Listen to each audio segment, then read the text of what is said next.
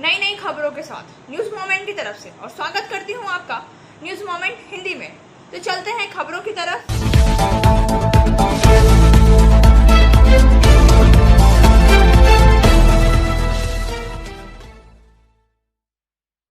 हमारा देश चाहे कितनी भी तरक्की कर ले, लेकिन कहीं ना कहीं हमारे देश के लोगों की सोच पिछड़ी रह गई है। आज भी हमारे देश में कई लोगों को दहेज के नाम पर लड़कियों को प्रताड़ित किया जाता है। ऐसी ही एक घटना रुईशा कावेरी, जिसके पति एक काफ़ी अच्छे पोस्ट पर हैं और उसके रुईशा कावेरी के पति और ससुराल वाले उसे दहेज के लिए प्रताड़ित करते हैं, उनके साथ शोषण भी किया जाता है। एशिया के सुप्रसिद्ध चितरंजन रेल इंजन कारखाना के पश्चिम बंगाल के पश्चिम बर्धमान शहर चितरंजन में स्थित प्रसिद्ध saint Joseph convent senior secondary school Ashok avenue में पदस्थापित महान शिक्षिका नीतू दत्ता समेत उसके पिता शिवलाल रजक, उसकी माता रजनी देवी, उसके भाई अमित कुमार पर बिहार के कटिहार जिले में सहायक थाने में धारा 498A, 341, 323, 325, 307, 379, 427, 504, 34, 3/4 DP एक्ट दहेज प्रताड़ना का केस दर्ज किया गया है। मामला 22 वर्षीय रुईशा कावेरी सुपुत्र विजय बैठा एवं अंजू देवी ने दर्ज कराया है और बताया है कि उनके पति अमित कुमार KPMG शिवोसिस centre for information technology Noida में असिस्टेंट मैनेजर के पद पर कार्यरत हैं और बार बार मारपीट करते हैं एवं भूखे प्यासे घंटों तक कमरे में बंद रखते हैं। रुईशा कावेरी ने अपने आवेदन में यह भी आरोप लगाया है कि उसे जान मारने की नीयत से जलाने का भी प्रयास किया गया है एवं 16 मंजिला इमारत से फेंकने की कोशिश भी की गई है। इनका विवाह 11 दिसंबर 2020 को हिंदी रीति रिवाज के अनुसार संपन्न हुआ था एवं रुईशा कावेरी के पिता विजय बैठा ने उपहार के रूप में 11 लाख रुपए नगद, करीब 4-5 लाख का आभूषण, फर्नीचर एवं अन्य सामान दिया। अमित कुमार द्वारा बार बार एक कार या 10 लाख रुपए की मांग की जा रही थी, जो रुईशा के पापा देने में असमर्थ थे। नोएडा के आवास में ही पति ने इतना मारा कि रुईशा का दायां हाथ तोड़ दिया। रुईशा कई बार नोएडा पुलिस में मारपीट की शिकायत भी की है तथा कई बार शपथ पत्र लिखवाकर थाना द्वारा पति अमित को छोड़ दिया गया। पुलिस ने मामले के कांड संख्या 485-21 दर्ज कर रुईशा के पति अमित कुमार, ससुर शिवलाल रजक, सास रजनी देवी, ननद नीतू दत्ता की खोज जारी कर दी है। अभी तक किसी भी आरोपी को गिरफ्तार नहीं कर सकी है तथा सभी लोग फरार बताए जा रहे हैं।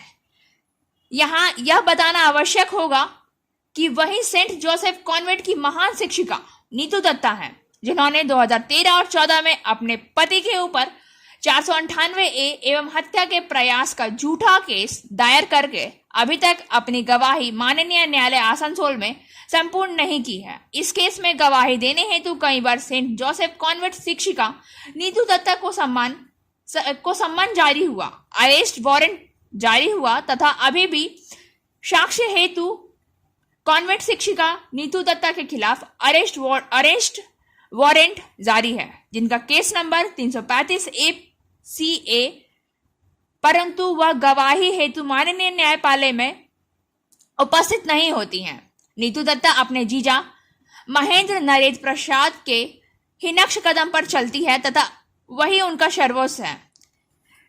यहाँ यह बताना अत्यंत आवश्यक है कि शिवलाल रजक पुत्र स्वर्गीय डोमेन रजक, जो बैप्टिस्ट चर्च के पीछे अल्बर्ट रोड ईस्टर्न कॉलोनी थाना जमालपुर जिला मुंगेर के निवासी हैं। ऊपर पहले से उनके ऊपर एक मामला दर्ज है। Shivlal Rajak central bank of India Jamalpur एवं मुंगेर में असिस्टेंट मैनेजर के पद पर कार्यरत थे तथा साथ ही साथ Jamalpur eastern railway locomotive workshop Jamalpur में भी चीफ OS के पद पर कार्यरत थे तथा दोनों जगह से पेंशन का लाभ ले रहे हैं। बाद में पुलिस के द्वारा की गई जांच से यह पाया गया कि एक ही सेक्शन प्रमाण पत्र में हेराफेरी करके एक भाई जिसका नाम बाजार में और मोहल्ले में लोग रामचंद्र रजक जानते हैं और शैक्षिक प्रमाण पत्र में जन्म तिथि 4 मार्च 1951 बनाया गया है और eastern railway locomotive workshop Jamalpur में सेवानिवृत्त हुए एवं उसी सर्टिफिकेट जिसमें 4 मार्च 1953 अंकित है, जिसके आधार पर सेंट्रल बैंक ऑफ इंडिया से एक भाई की सेवानिवृत्ति हुई और बिहार के मुंगेर जिला अंतर्गत जमालपुर शहर में ऐसे महान हस्ती को समाज के लोग अब धीरे धीरे पहचानने लगे हैं। इस परिवार और शिवलाल रजक ने एक और अपनी बेटी नीतू दत्ता को लोभ, लालच और बहनोई की चाहत में अपने पति के जीवन को बर्बाद करने की शिक्षा दी और दूसरी ओर अपने बेटे अमित को भी लोभ, लालच और व्यसन के चक्कर में दूसरे की बेटी का जीवन बर्बाद करने को लक्ष्य बनाने को कहा। एंजल विद्या मंदिर, a sure way to success. We provide class 8 to 10, class 11 and 12, graduation, pass and honors. We also provide all types of competitive classes. For further information, please contact 9932864067, 8116183079. 4.5 साल की बच्ची को उसी के मां के द्वारा सुई चुभोकर मार देने के आरोप में मिली मौत की सजा।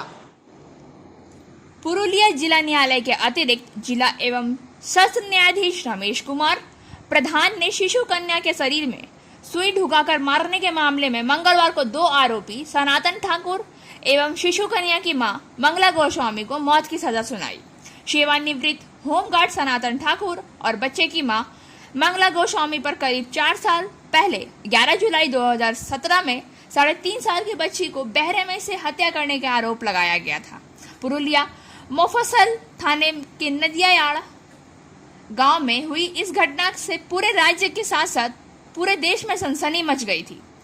4 साल के लंबे मुकदमे के बाद पुरुलिया जिला अदालत के न्यायाधीश रमेश कुमार ने दोनों मुख्य आरोपी को दोषी ठहराया और मंगलवार को आरोपियों की मौत की सजा की घोषणा की। उल्लेखनीय है कि 3.5 साल की बच्ची के यौवनांग और शरीर के विभिन्न अंगों में 7 सुइयां ढुकाकर हत्या करके आरोपी बच्चे की मां मंगला गोस्वामी और उसके प्रेमी सनातन ठाकुर पर आरोप लगाया गया था। पुरुलिया फास्ट ट्रैक अदालत में जज रमेश कुमार प्रधान ने उनके विरुद्ध भादवी की धारा 302, 120 बी एवं 34 के तहत दोषी ठहराया है एवं मृत्यु दंड की सजा सुनाई है। सजा सुनाने की शुरुआत में ही इजलास में मंगला रोने लगी।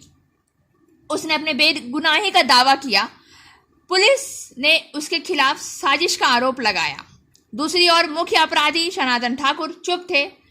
उसने तेज आवाज में अपनी बेगुनाही का दावा किया। इन्हें देखने के लिए लोगों की भीड़ उमड़ी हुई थी। सफलता की शुरुआत सिर्फ मोशन के साथ। Motion open scholarship test for class 7th to 12th student. Get up to 50% scholarship for session 2021-22 at Durgapur. And for more details, please contact 9434-8222। कारखानों के श्रमिकों के लिए पूजा बोनस को लेकर बुलाई गई आसनसोल दक्षिण बंगाल के विभिन्न जिलों में स्थित स्पॉन्ज आयरन एवं विभिन्न कारखाना के श्रमिक के पूजा बोनस को लेकर राज्य के श्रम मंत्री बेहराम मन्ना की अध्यक्षता में बैठक की गई, जिसमें श्रम विभाग के अधिकारियों के अलावा विभिन्न कारखाने के प्रतिनिधि, INTTUC प्रदेश अध्यक्ष ऋतव्रतो बनर्जी भी उपस्थित। इस दौरान बोनस को लेकर चर्चा हुई, जिसमें सभी कारखाने में अलग अलग बोनस दिया जा रहा है। इसमें एक ही रूप में लाने के लिए बैठक में चर्चा की गई थी।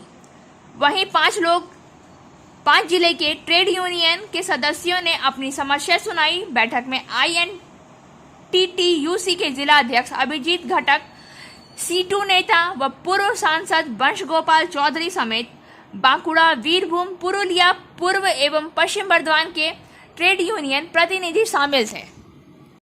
बायोफिना, ड्रिंक हेल्दी, स्टे हेल्दी। देश का पानी देशवासियों के लिए। For trade enquiry mail care@rkmgroup.in। Call toll free number 1800-258-7060। खाद्य सामग्री को मद्देनजर रखते हुए मान बाजार प्रखंड 1 में होटलों और खाने की दुकानों पर छापेमारी का चलाया। पुरुलिया मान बाजार 1 प्रखंड के खाद्य सुरक्षा अधिकारी व मान बाजार 1 प्रखंड के सामूहिक विकास अधिकारी ने एक बार फिर से मान बाजार में खाने पीने की दुकानों, मिठाई की दुकानों और होटल में अभियान चलाया। प्रखंड प्रशासन सूत्रों के अनुसार कई दिन से शिकायत आ रही थी कि मान बाजार शहर के क्षेत्र में कुछ मिठाइयों की दुकानें खाद्य सुरक्षा के निर्देशों का पालन नहीं कर रही हैं। इसी के तहत मंगलवार को शहर के विभिन्न हिस्सों में मिठाई की दुकानों और होटल पर छापामारी की गई। इस दिन प्रखंड खाद्य सुरक्षा अधिकारी ने मान बाजार कस्बे की एक कुलीन मिठाई की दुकान में मिठाई की गुणवत्ता को लेकर दुकान के मालिक कड़ी चेतावनी दी है। पता चला है कि आज इस ऑपरेशन को करने के अलावा कई दुकानों के सैंपल भी लिए गए हैं। हालांकि मान बाजार 1 प्रखंड के सामूहिक विकास अधिकारी मनोज कुमार पहाड़ी ने मान बाजार क्षेत्र में खाने पीने की दुकानों की सफाई पर असंतोष जताया है। मान बाजार 1 प्रखंड के खाद्य सुरक्षा अधिकारी सुमन दास ने बताया है कि पिछले 4 अगस्त को पूरे मान बाजार शहर क्षेत्र की छापेमारी की गई थी। इसे देखते हुए आम आदमी की सुरक्षा को ध्यान में रखते हुए आज फिर से ऑपरेशन किया गया है। हालांकि खाद्य दुकान की बदहाली को देखते हुए पूजा से पहले सभी दुकानों के साथ बैठक बुलाने का निर्णय भी लिया गया है।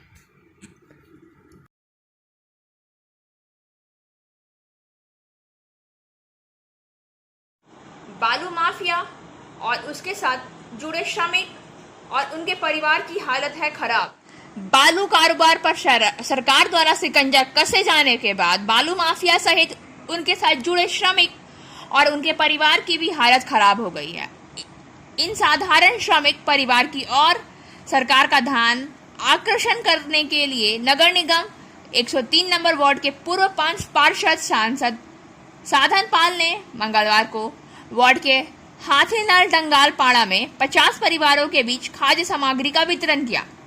जानकारों का कहना है कि कोरोना के कारण वैसे भी काम के बंद होने के चलते साधारण मजदूरों की परिवार की हालत चरमरा सी गई है। इसी बीच इस क्षेत्र में अवैध बालू कारोबारियों के कार्य में लगे श्रमिक भी बालू कारोबार पर लगे रोक के कारण आर्थिक रूप से काफी विपन्न हो चले हैं।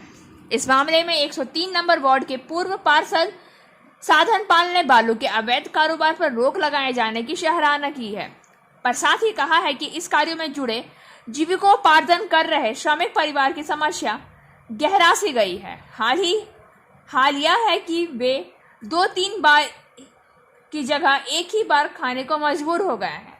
जब कुछ भूखमरी के कगार पर आ गए हैं तो हाथीनल के डंगाल पाड़ा के ऐसे परिवार की दयनीय हालत जानकर उन्हें मंगलवार को उन्होंने खाद्य पदार्थों का पैकेट प्रदान किया गया और कहा गया कि आज इंदिरा आवास या अन्य सरकारी कार्यों में भी बालू की आवश्यकता होती है। ऐसे में सरकारी नियंत्रण में राजस्व लेकर बालू कारोबार चालू करने की जरूरत बताई ताकि यह कार्य से जुड़े श्रमिकों को रोजगार मिले और उनका एवं उनके परिवार का भरण पोषण हो सके।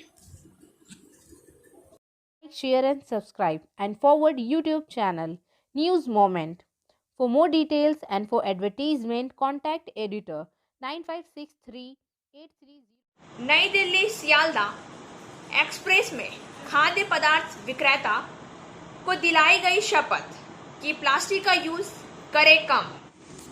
नई दिल्ली सियालदा राजधानी एक्सप्रेस में आसनसोल रेल मंडल के food safety officer AK Pariya ने नई दिल्ली सियालदा राजधानी एक्सप्रेस के पैट्री कार के खाद्य पदार्थ विक्रेता और क्रमिकों को शपथ दिलाई और कहा कि प्लास्टिक का यूज कम करें, विशेषकर सिंगल यूज प्लास्टिक का प्रयोग नहीं करें। चलती ट्रेन में जितना भी प्लास्टिक एक होता है खान पान का सही के लिए अलग अलग 10 दिन में यूज करेंगे और उसके साथ साथ यात्रियों को जागरूक करेंगे कि आप लोग प्लास्टिक का यूज कम करें और अपने घर परिवार आसपास के पड़ोसी को भी जागरूक करें और अपने आसपास के इलाके किसी तरह से किसी भी हालत में साफ रखे, उसको लेकर जागरूक बने।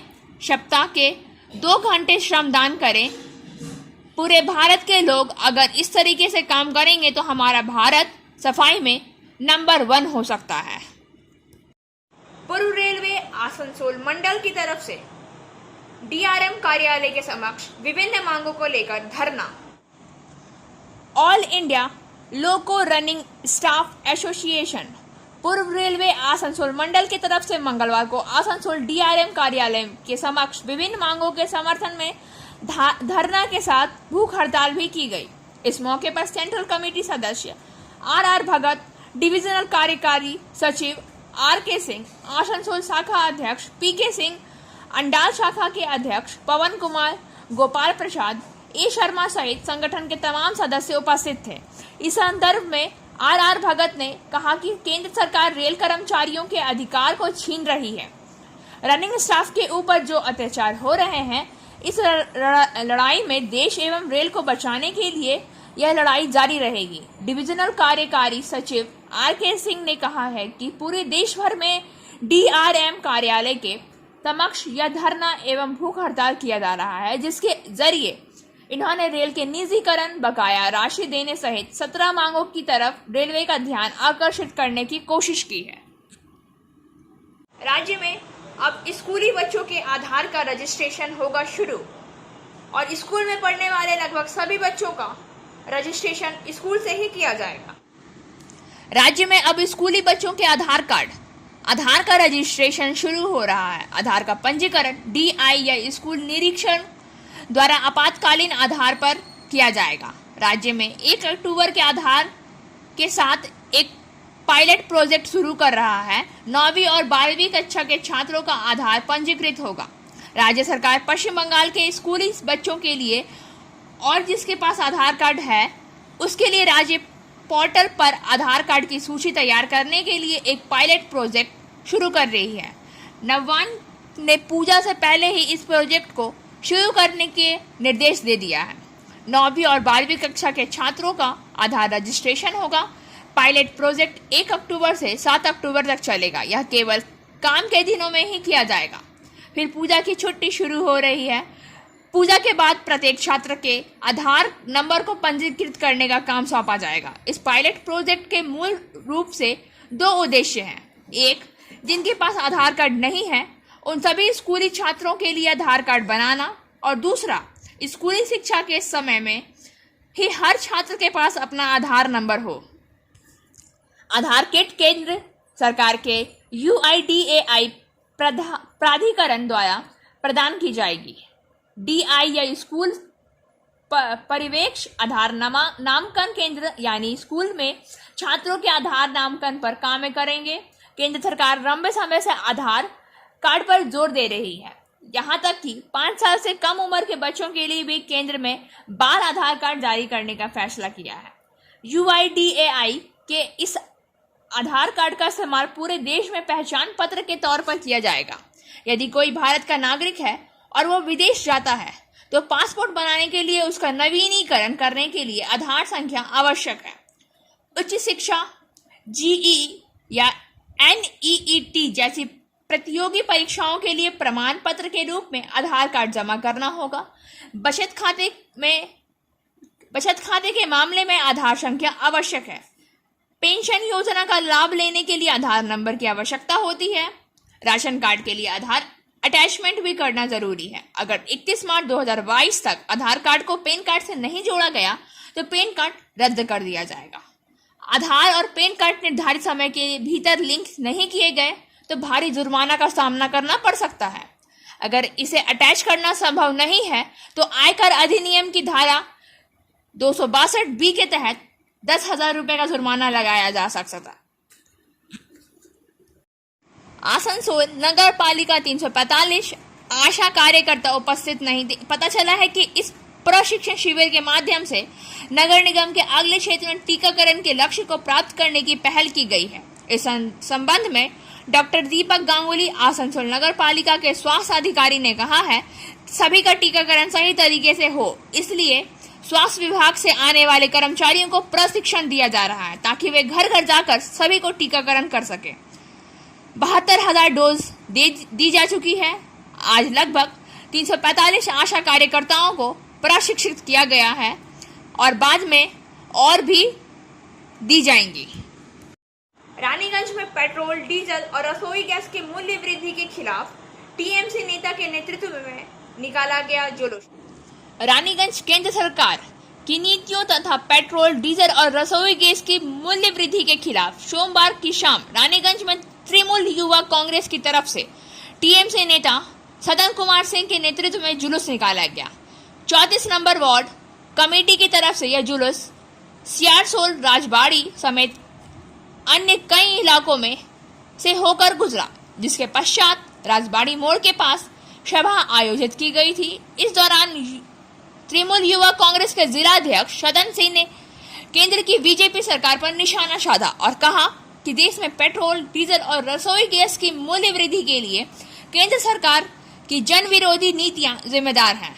इसी वजह से देश में महंगाई बढ़ रही है और इसका खामियाजा आम जनता को भुगतना पड़ रहा है। उन्होंने यह भी कहा है कि तृणमूल कांग्रेस लगातार आम जनता से जुड़े मुद्दों को लेकर आंदोलन कर रही है। झांसी मंडल में दोहराकरण नियम के कारण ट्रेन का नियमन। आसनसोल, चौरा, पोखरायन, मालसा स्टेशन के बीच झांसी मंडल के दोहराकरण कार्य हेतु नन इलेक्ट्रॉनिक कार्य के कारण निम्नलिखित ट्रेनों की आवागमन हेतु निम्नलिखित व्यवस्थाएं की गई है। रद्दकरण ट्रेन संख्या 01106 झांसी कोलकाता स्पेशल 24 सितंबर 2021 को चलने वाली है और ट्रेन संख्या 01105 कोलकाता झांसी स्पेशल 26 सितंबर 2021 को चलने वाली है। ड्रग्स के मामले में आरोप साबित नहीं होने के कारण 3 वर्ष 10 महीने के बाद आरोपी को किया गया बरी। पुरुलिया जिला न्यायालय के अतिरिक्त जिला एवं सत्र न्यायाधीश द्वितीय न्यायालय रमेश कुमार ने मुख्य आरोप साबित नहीं होने के कारण 3 वर्ष 10 महीने के बाद मंगलवार को शुभजीत महतो को बरी कर दिया। प्रसंगत नवंबर 2017 में चास मोड़ क्षेत्र के निवासी शुभजीत महतो को मादक पदार्थों की तस्करी के आरोप में गिरफ्तार किया गया था। शुभजीत तब से जेल की हिरासत में थे। पुरुलिया जिला न्यायालय के अतिरिक्त जिला एवं सत्र न्यायाधीश रमेश कुमार प्रधान ने आज मामले में फैसला सुनाते हुए कहा है कि शुभजीत के खिलाफ आरोप साबित नहीं हो रहे हैं और उन्हें बरी किया जाता है। मामले में शुभजीत महतो के वकील शेखर बसु ने कहा है कि MBPS द्वारा लगाए गए धारा में आरोप लगाया गया था कि उनके पास से बड़ी मात्रा में ड्रग्स अर्थात गांजा बरामद किया गया था। वे 2017 से जेल हिफाजत में हैं, लेकिन सरकार आरोपों को कोर्ट में साबित नहीं कर पाई, इसलिए जज ने शुभजीत को बरी कर दिया और केस से रिहा भी कर दिया। वही मामले में लोक अभियोजक पार्थसारथी रॉय ने बताया है कि नवंबर 2017 में NDPS की धारा के तहत मामला दर्ज किया गया था, तब से कस्टडी ट्रायल चल रही है। उन्होंने कहा है कि आरोप सरकारी गवाहों के बयान से मेल नहीं खाते हैं। इसके अलावा जांच प्रक्रिया में भी कई खामियां थी। और अब बारी आज के SMS ऑफ द मोमेंट की। Never give up, your victory is right around the corner. कभी हार मत मानो, आपकी जीत कोने के आसपास सही है। खबरों का सिलसिला यही समाप्त होता है। अब वक्त हो गया है आपसे विदा लेने का। हमारे वीडियो को लाइक करें, चैनल को सब्सक्राइब करें और आगे की अधिसूचना के लिए घंटी वाले आइकन को पुश करना ना भूलें।